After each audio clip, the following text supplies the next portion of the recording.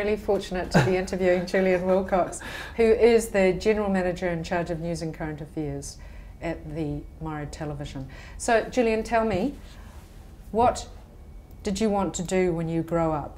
What is your big vision for yourself going forward? I made a commitment when I was 14 that whatever I was going to do, it was going to be for Māori.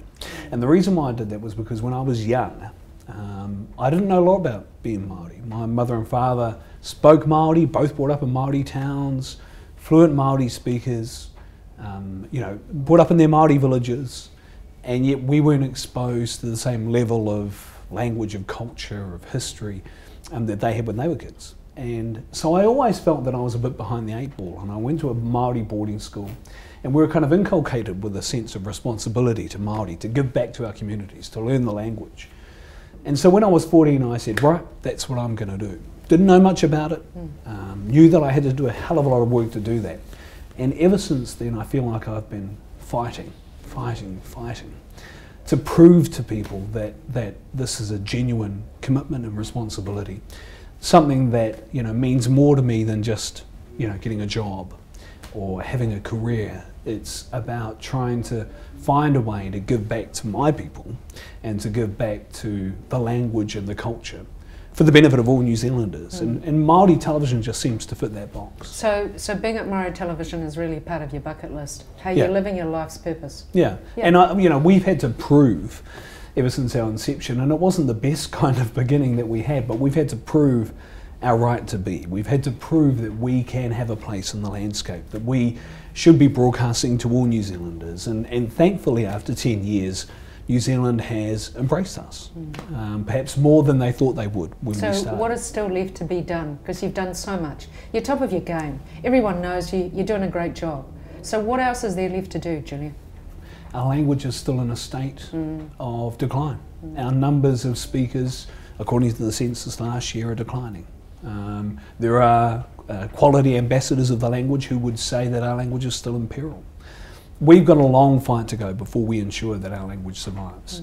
And some would say that our language will never die, but that's different in my view to the language surviving. We need to ensure that the dialects, we need to ensure that the transmission, we need to ensure that our kids are speaking Māori in the home. And that's a fight that we have to do every day. And the more of us that do it, the better it is for the language. But I still think that we're falling behind. I still think that we are in a state of peril. And unless we do more, unless we continue to do more collectively as well as individually, we'll always be in that state of peril. And it's something that, you know, I don't know what the point is that we say we've achieved it, but I think if we aim for 2040, 200 years as a country, and we say by this time we will have 5% of the population or 10% of New Zealanders speaking Māori, that's a sign of growth from where we are now. But I think we're not brave enough to be able to do that. People are very kind of scared to put the stick in the ground and draw a line in the sand and say this is where we'll be by 2040. And that, you know, I think we should be brave and dynamic and aspirational and look at that and say, here's what we can shoot for. So what would we change to achieve that? Because on the current trajectory, as Lao Tzu said, you are aware if you are on this path, you're going to end up where you're going, and where we're going at the moment is language death. Exactly. Yeah, right. and that's a real concern. So what needs to change? I think there's one important thing, and I'll be berated for saying this, but over 90% of our kids are in mainstream schools.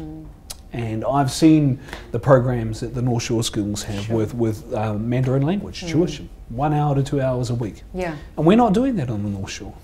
So there's no Te Reo Māori equivalent. There's no Te Reo Māori, you know, for the you can learn Mandarin, but you don't get Te Reo Māori. It's available. It's made available to all schools. So if there are kids that want to learn it, then they teach it. But I think we're past that now. I think we actually have to get to a point where we say, let's draw our line in the sand. Let's say, you know, I think we're in a different space than where this debate first reared its head in the 1990s and people just turned away from it. I think over half of New Zealand would probably say, we agree. It's time to move on. Well, it's the only place in the world where we're going to be speaking this language. It's Indigenous.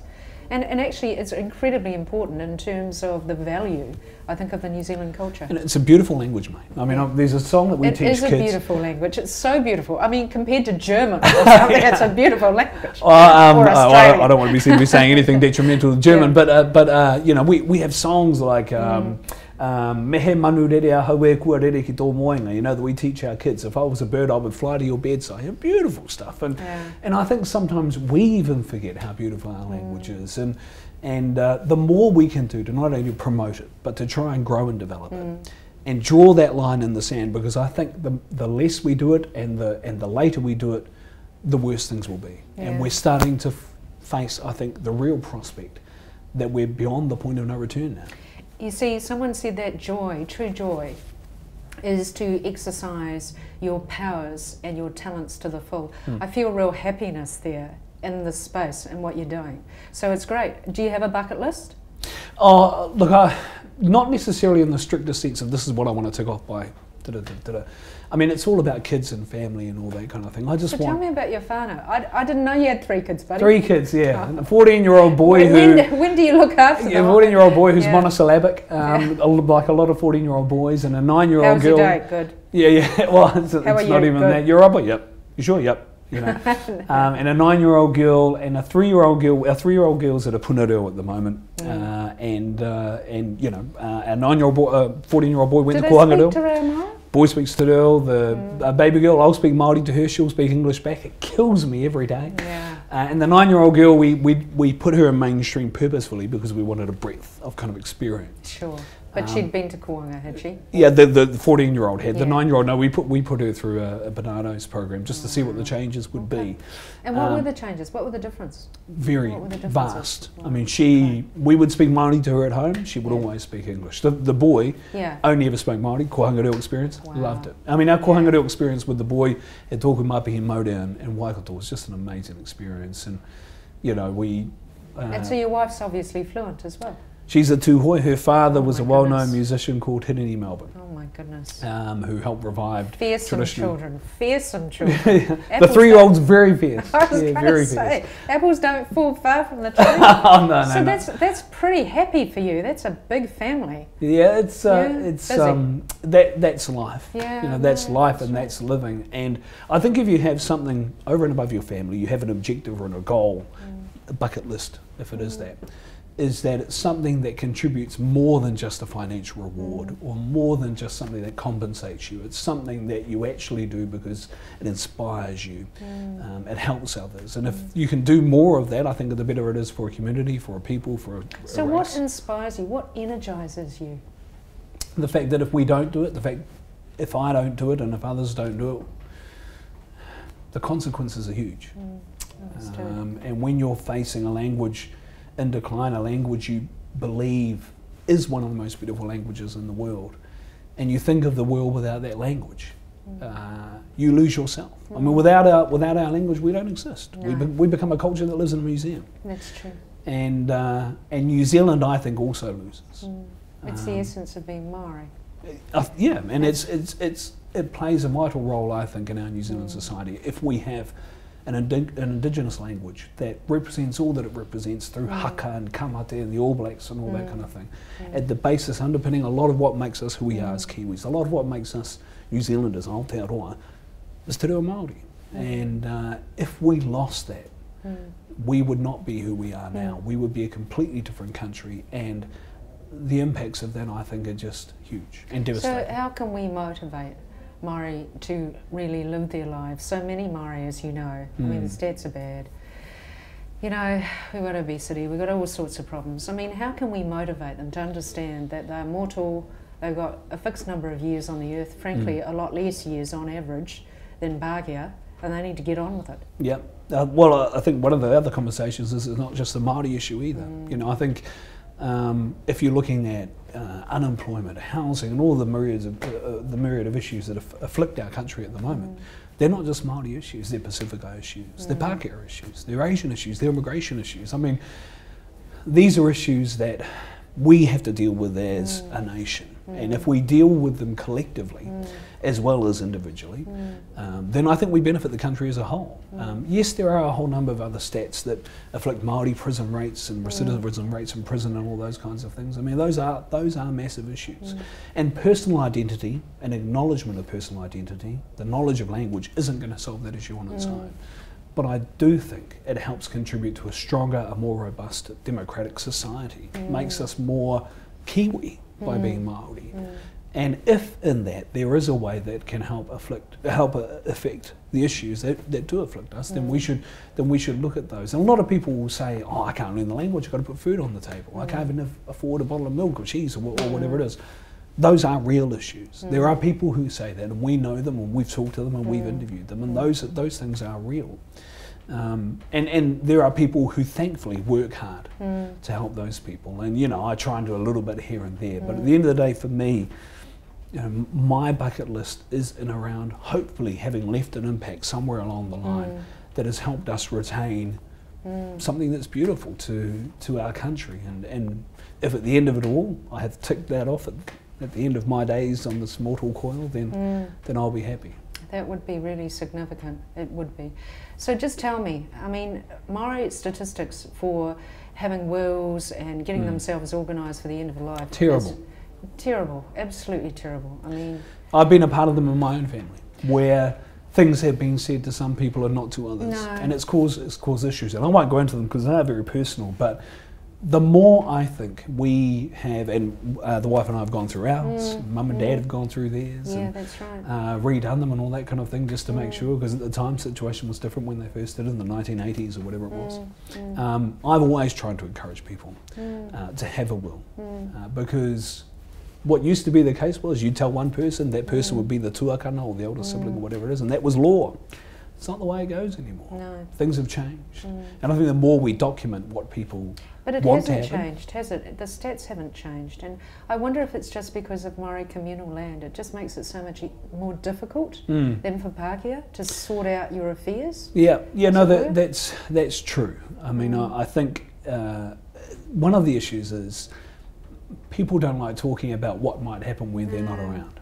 And that's like it. No, we don't like talking in that my kind of way. culture's the same as your culture. We don't like to talk about it, we don't like to prepare for it. And if we do, we don't like talking about it to too many people. No, that's right. And sometimes we only tell the person we're most comfortable talking with, and that's normally not the best way to do it. My thing has always been, and my major encouragement to people has always been, the more people that know what your plans are, the better. The more people know what your wishes are, the better. And a lot of times people don't like expressing them because they may cause strife, or they may cause a disturbance in the whānau, or it may cause a major debate. But at the end of it all, I think it's better to have that debate when you're around than to not have the debate. Is there a Maori way of doing this? Because I know the Maori way is not to have this dissension, you know. So sometimes it is better not to talk about it. Yeah, that's certainly, in the situations I've been involved with anyway, that's certainly been the case. But is there a Maori way that we could deal with this in a better way? I mean, the number of cases that we've had where people have died and there's fights over where they're going to be buried, and goodness me, it's just, you know, you watch these lawyers fighting it out, and these families are grieving. Yeah. And then on top of this, they're having to pay lawyers to fight out where they're going to be buried, let alone, you know, sorting things out if they die intestate. Yeah, no, well, there are a number of examples, as you know, where the conversation hasn't been had, or where a conversation has been had and it's been to a limited amount of people. The word has always been in Māoridom that when you die, you don't get to have a say. So no matter what your plan is, it's up to the wider whānau to make the decision. And traditionally, the nuclear whānau would fall sway to what the wainata whānau decision was, because you're in a period of grieving. You don't make the final decision. No. And that's where a lot of the strife and the cut and thrust and the debate comes in during that funeral process. And many will say, well, that's not fair on the nuclear whānau, but that's the traditional way that Māori do it.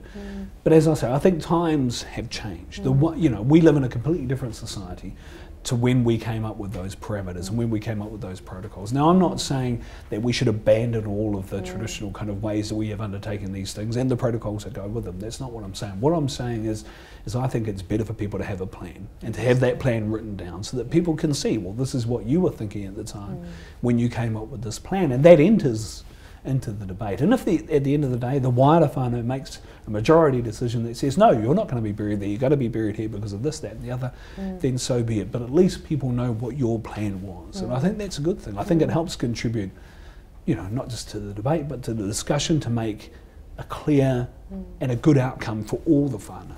So, Julian Wilcox, you've lived a significant life to date. I don't know about that. I want you to end this interview with your one major word of wisdom to everybody else about how to really live your bucket list, how to make sure that you live your life to the full. Because, you know, on people's deathbeds, you know what they say, I wish I'd done what I wanted to do. I wish I'd done what everybody else wanted me to do. I think there's a proverb in Māoridom, two of them actually. One says, Kia uru kahikatea te tū, and it talks about the kahikatea tree, which is the tallest tree in the forest of Tāne. And it always grows in a grove of kahikatea. And the root structure is interesting. The root structure doesn't go into the ground, it goes across the ground and it mixes and mingles with the root structures of other kahikatea trees. And it makes it harder for the kahikatea tree to fall over. So it's saying don't operate in silo, you know, work collectively. Because if you do that, then you'll grow tall like the kahikatea tree. And then the only other one I would say, I guess, is kia oke au rurotia, that if you're going to go down, fight like a shark. You know, fight for what you believe in. Work hard for that which you think contributes in some way, shape or form to you, your whānau, or whatever it might be. But work hard, don't give up. Be determined. Strive hard.